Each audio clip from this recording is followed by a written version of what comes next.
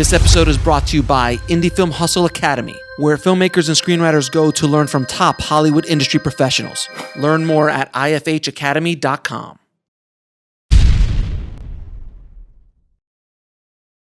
But you're one of those artists, one of those filmmakers that you just need to tell your story and trust that you're going to go where you are. And with The Crow, did you have a fair good amount of creative control over that? Yeah, I mean, look, I was very lucky to a certain point, which is why I was so blindsided when I did iRobot. Right, they left me alone on everything, and you know, this came out of a career of commercials, where I'd achieved success in advertising and music videos, where they also left me alone. So, hell, I just thought that's what a director got. You know, I thought they just give you this film, and sometimes they don't give you a good enough budget, but they just bugger off and let you do your thing. You know, and I'd made 4 features. Four. I'd made 4 features under those auspices, and before I'd made iRobot, and so suddenly I was in with the big boys, right? Suddenly I had a huge budget, which big is movie star. It's definitely a double-edged sword. You know, I mean, you get all these great toys to play with and stuff, but then I and I also had the misfortune, I think, of working with one of the worst studio regimes at the time, in terms of micromanagement, right?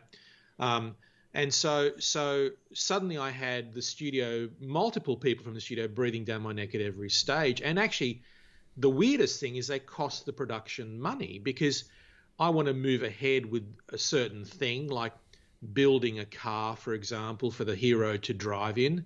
We were designing and wanting to build a car, and they're basically just holding us back to the point where it just became so expensive and actually became impossible.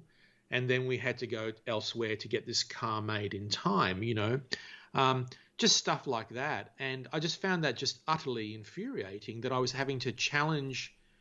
being constantly challenged creatively, and having to constantly challenge the studio on a budgetary level, actually to save the film money, which I just thought was just absolutely insane, because I'm a very responsible guy. I'm a working class guy. I grew up in a pretty poor situation, and and working class in Australia means kind of poverty line almost, So I'm not.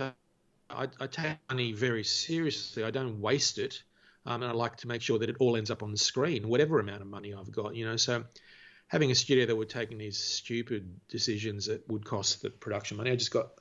I saw it as a personal affront. I'm going, well, this is more money that my movie has to make for these guys in order to be proved a success, But yeah, it was a whole different world, and it was definitely not a good experience on any level. So I warn people that it is a dangerous double-edged sword. It's a very ego gratifying. You have all the big toys, but you get your hands get. I described it as you're running a marathon, which is what you do on any movie, big or small budget. But in this case, the marathon is all the studio execs line up on either side of the road, and they throw chairs under you as you're running. Wow. That's kind of the additional part of a big budget movie, and because it is about. You're right. I have a specific vision and a specific way of doing things, and that's what I like to do. And I like to make movies that couldn't be done by anyone other than me. And it's not ego, because I just happen to see things in a certain way, and I want to do things that feel unique. So often I'll avoid a particular storyline or a plot or a this or a that or a visual, because I've seen it done by other people, and I'll try and do it in a different way, a unique way. So it's sort of an experimental approach, but it gets more refined as I know more through the years. But that to me is kind of what I bring to the show. So when they're second guessing me and telling me to do my job, I feel like, well, why am I even here? What is it? Why do you want me to do it? Surely you want someone who's more bendable to your will as a studio executive, who will give you exactly what others can give you or exactly what you want, which is even a more funding concept, because often they don't know what they want, and that's partly why I haven't done a lot of, after iRobot, I didn't do a lot of, I haven't done any big Hollywood studio movies. Gods of Egypt was a big budget movie, but it was a huge indie movie. That's the way they put the financing together. But again, even that was, from a creative point of view, was really arduous, and it became clear to me that beyond a certain budget is not a playground that I should be playing in, really, because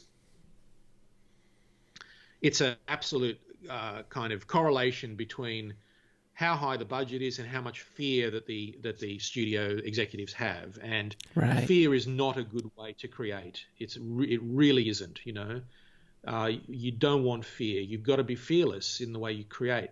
The best acting comes out of fearlessness, out of being brave and doing and going where you feel creatively is necessary. And it's the same with a director, with a filmmaker. Is you've got to be brave, and you can't be brave when every other fucker on the boat around you is like, we're going to drown, we're going to die.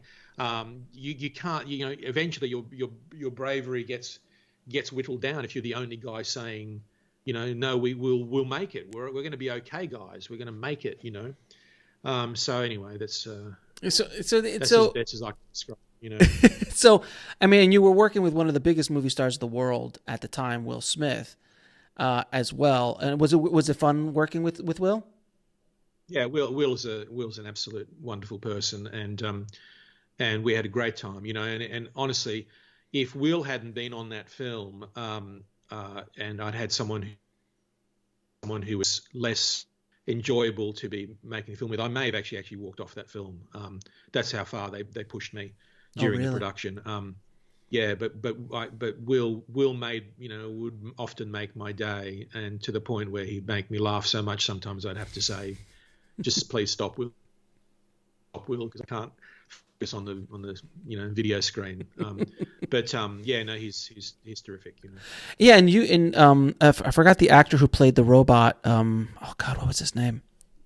He was in Alan Tudyk. Oh my God, what an amazing performance! I think that was the first time people were starting to have a conversation about nominating actors for their performances. Alan's great. He's done a few other robots, I think, since. No, he's he turned up as some Star mocap Wars robot for something. He's done some mocap. Look, this was very early days. I mean, Gollum had been around for one movie, early Gollum, but it was also early days for this kind of performance capture technology, and it was kind of I have an amusing story to tell about Alan.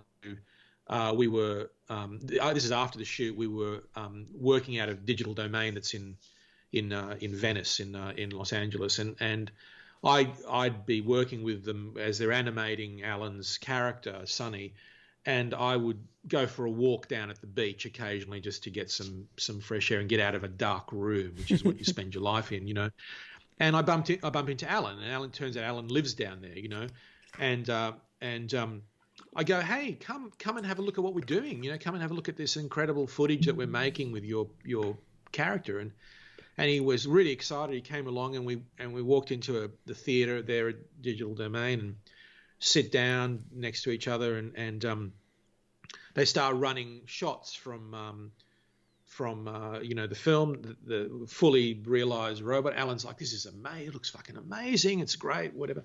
So then he's still there when we then go into the next part of our what we're doing, which is where I guide the animators in terms of recreating Alan's performance to the CG animation.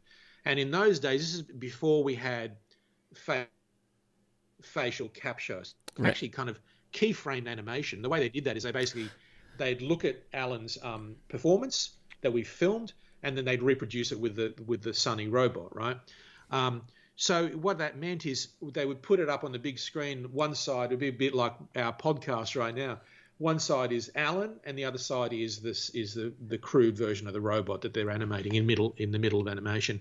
And we'd literally look at every frame, and they'd show me the shot, and I'd go, great, or I'd go, you know what, on frame 13, I think he raises his eyebrow just a tiny bit more, and there's a little twitch in his nose, gives a little bit of vulnerability or whatever. And we look at it over and over again, and they go, and the animation director goes, you're right, there is a twitch in his left nostril for about 3 frames from frame 13 to frame 16. And after we're doing this for like about 10 minutes, Alan taps me on the shoulder and says, I've got to go. I go, oh, yeah, okay, well, thanks for coming. He goes, yeah, I'm sorry I got to go, but this is insane. I'm going nuts. This is going to destroy my acting for all time. The fact that someone is sitting here, all these guys are sitting here looking at my performance like a frame at a time and studying my nostril. I just can't take it. I'm sorry here, So I think I ruined Alan's acting forevermore. I mean, it's true, but it's true. I mean, actors are actors are actors, and if you're telling them, they're like, oh, we're going to analyze every frame of your nostril before a shot, forget it. They'll never be able to get up. Like, it's just tough enough to be an actor, let alone being that kind of scrutiny. Exactly. That's amazing.